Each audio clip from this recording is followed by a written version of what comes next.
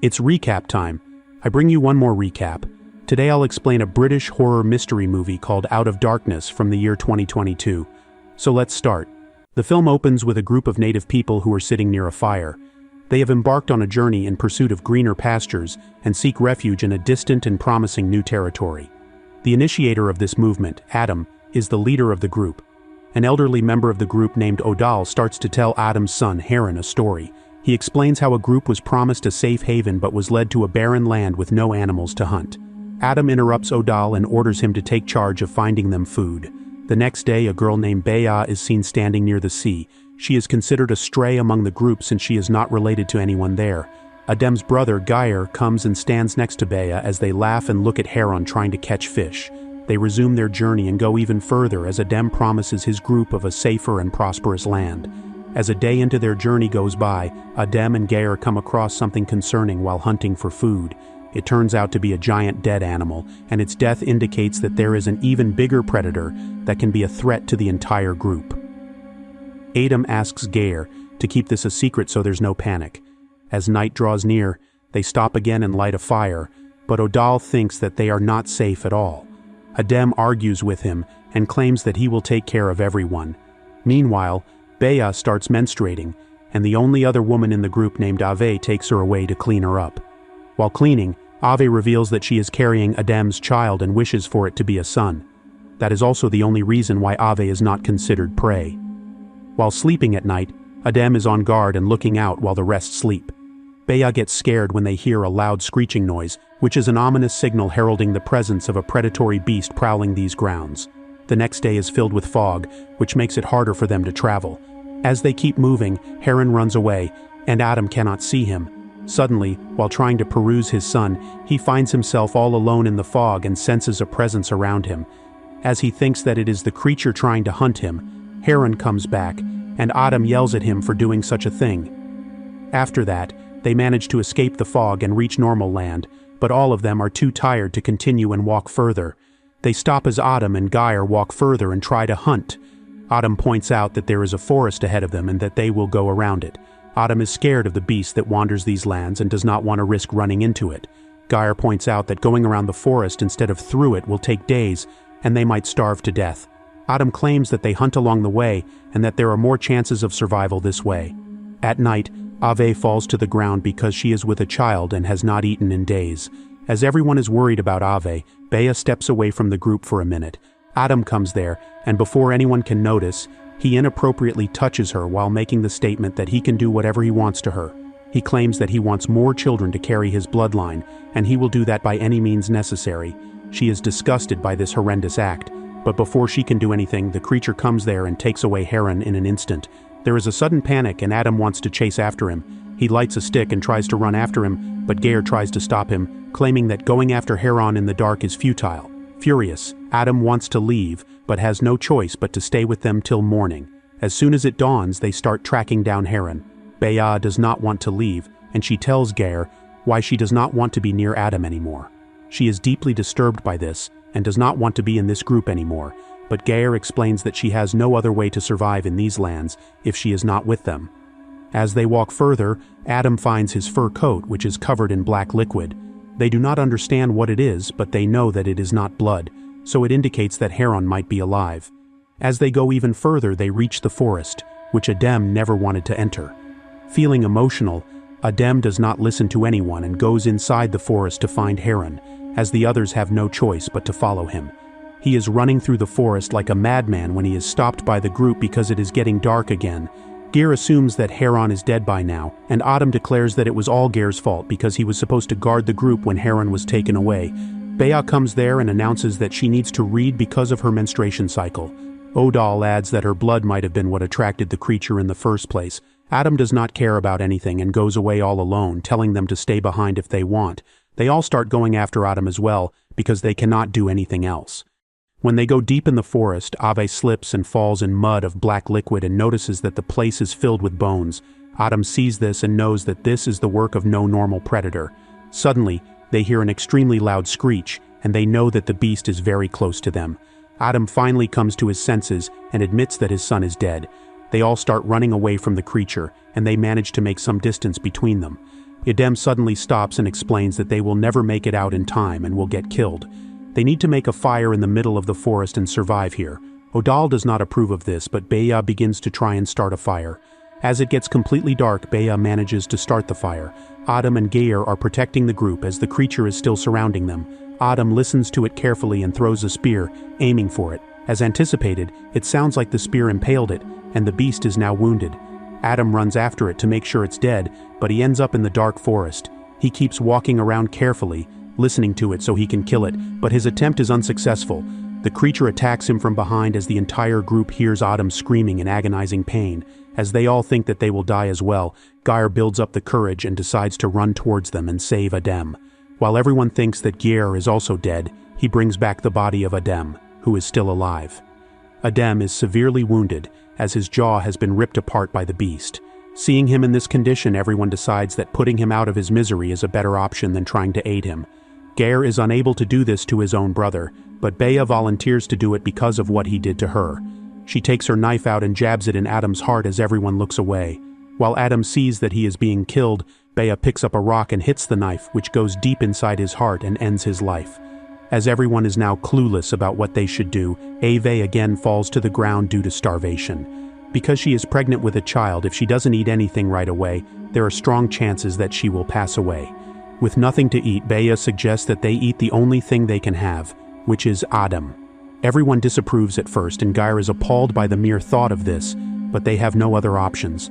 No one wants to even go close to the body, but Bea gets up and goes there with no hesitation. She starts to cut open Adam's body and take out pieces of meat that they can eat. We then see the whole group eating the meat, as Bea is the only one with no visible disgust on her face.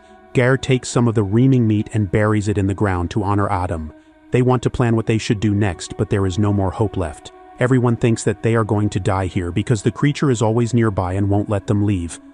Bea claims that the creature is not killing them and just wants them to leave, which is why he only tries to scare them. She makes a good point by saying that if they wanted it, they would be dead already. They all agree that this makes sense and that they should try to get out of here. While Odal is skeptical of this and thinks that they cannot leave easily, Geir takes the responsibility to protect everyone and take them out of the forest safely. When morning comes, they start moving, and Odal starts to assume that it is a devil that they cannot escape. When Geir again claims that he will get them out of here, Odal points out that no one will follow him. He thinks that this is a demon that demands a sacrifice. He explains that he has wisdom, Geir has fighting skills, and Ava bears life, which leaves the stray to be the most useless member of the group. Also adding that she bleeds, which attracts the creature, he starts to march towards her, implying that they need to eliminate her. Bea understands that he is turning on her, but she doesn't expect Ave to join in. Ave thinks that Odal is right and that they should sacrifice Bea to the demon and escape. Geir is against this, but Ave pushes him away as he falls down and hits his head on a rock. While Geir is unconscious, both Ave and Odal drag Bea towards the creature and start calling it, hoping that the demon will accept their sacrifice. When they put Bea down, they hear the screeching, meaning that the creature has spotted them.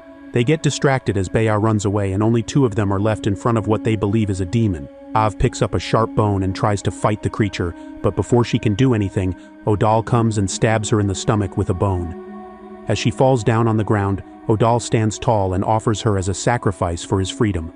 While the creature keeps screaming, Ave hits him in the leg as his bone breaks and he falls to the ground. At night, a bright green aurora appears in the sky as Bea awakens. She goes back and checks on Odal, who is still alive. He turns over and sees that Ave is not moving, but the creature comes and takes her away.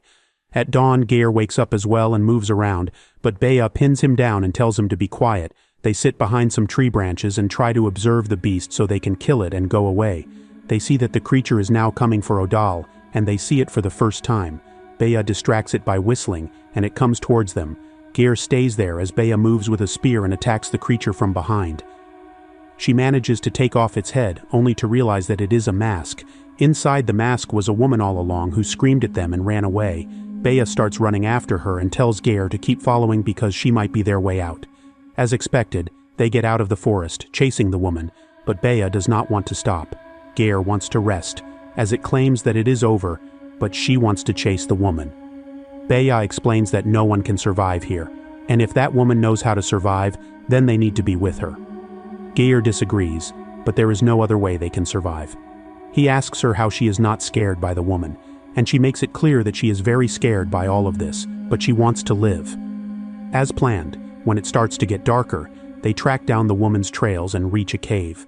They decide to go in and try to communicate, or use force if necessary. They both walk in together but go on their separate ways to cover more ground. They keep looking around the cave as Bea sees that it goes even deeper. She slides inside and goes deeper to see where the woman is living.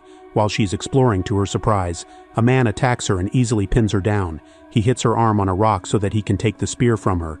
Meanwhile, Geir hears her screaming from down the cave and decides to slide in there as well. The man chokes Bea until she stops breathing and thinks that he has killed her, but she takes out her knife and instantly stabs him in the throat as blood splatters on her face. The man, now fighting for his life, is on the ground, trying to stop the bleeding from his neck. Bea gets up and grabs the spear, which she uses to stab the man once again to make sure he does not get up. Going a bit further, she starts to see a fire and goes inside a room.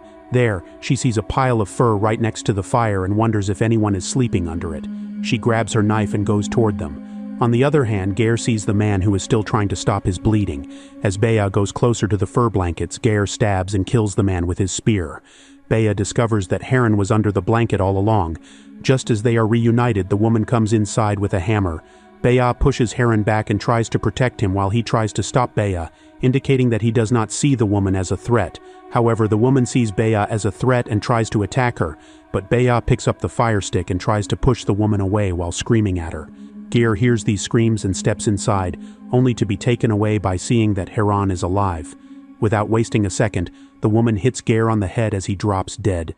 Bea runs away with Heron while throwing the fire away and lighting the fur blankets on fire, as the woman is busy bashing the head of Geir.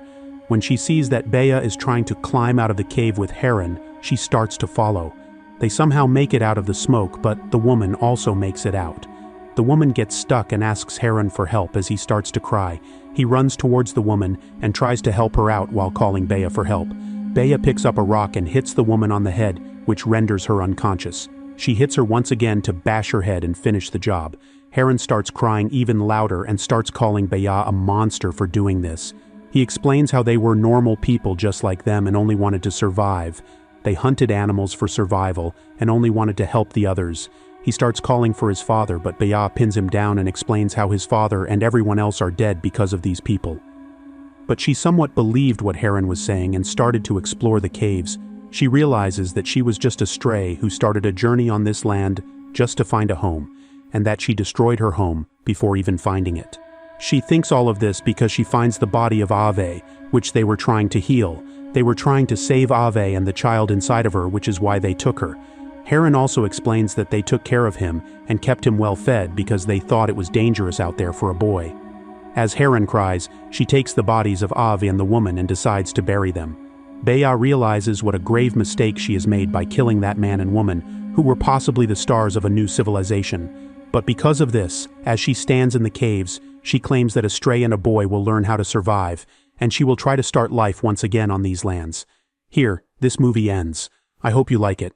Please comment down on what you liked about this movie and what scene you liked, and don't forget to subscribe. See you in our next video.